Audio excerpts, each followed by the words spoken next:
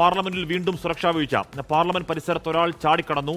Rail Bhavan ഭാഗത്തു നിന്നാണ് ഇയാൾ മതിൽ ചാടിയത്. അജീഷ് ജയകുമാർ വിവരങ്ങൾ വച്ചിരുന്നു. അജീഷ്, എന്താണ് സംഭവിച്ചത്? ആരാണ് അയാൾ? എന്താണ് പോലീസ് പറയുന്നത്? അജീഷ്. ഹാഷ്മി, ഇപ്പോൾ ഒരു പ്രാഥമിക വിവരം മാത്രമാണ് നമുക്ക് ലഭിക്കുന്നത്. ഇപ്പോൾ പോലീസിന്റെ ഒരു വിവരം, പോലീസ് പറയുന്നതനുസരിച്ചിട്ട് ഈ റെയിൽ ഭവന്റെ ഭാഗത്ത് നിന്നാണ് ആ മതിൽ ചാടിക്കടന്നാണ് ഇയാൾ ഈ പാർലമെന്റ് കോമ്പൗണ്ടിനകത്തേക്ക് കടന്നതെന്നാണ്. രാവിലെ 6:30 സമയത്താണ് ഈ സംഭവം നടക്കുന്നത്. ആ സമയത്ത് നമുക്കറിയാവുന്നത് പോലെ തന്നെ ഈ പാർലമെന്റിന്റെ പരിസരത്തൊക്കെ സുരക്ഷ ഉണ്ടെങ്കിൽ പോലും അത് അത്ര കാര്യമായിരിക്കില്ല. കാരണം ആളുകളിലൊക്കെ വളരെ കുറവുള്ള ഒരു സമയം കൂടിയാണ്. ആ സമയത്താണ് ഇയാൾ അകത്തേക്ക് ചാടിക്കടന്നത്.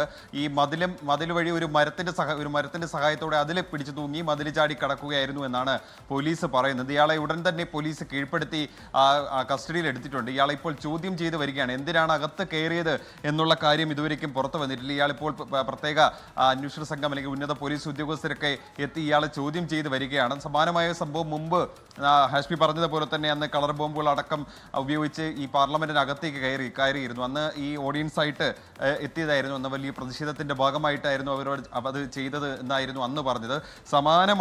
സമാനമല്ലെങ്കിൽ പോലും ഇത് ഈ മതിൽ ചാടി കടന്നു, അതായത് ഒളിച്ചു കടന്നു എന്നാണ് മനസ്സിലാക്കാൻ സാധിക്കുന്നത്. രാവിലെ 6:30യോടെയാണ് ഈ സംഭവം നടക്കുന്നത്. എന്തായാലും ഇയാളെ ഉടൻ തന്നെ സുരക്ഷാ ഉദ്യോഗസ്ഥർ, സുരക്ഷാ സേനയിലെ അംഗങ്ങൾ കീഴ്പ്പെടുത്തി കസ്റ്റഡിയിൽ എടുത്തിട്ടുണ്ട്.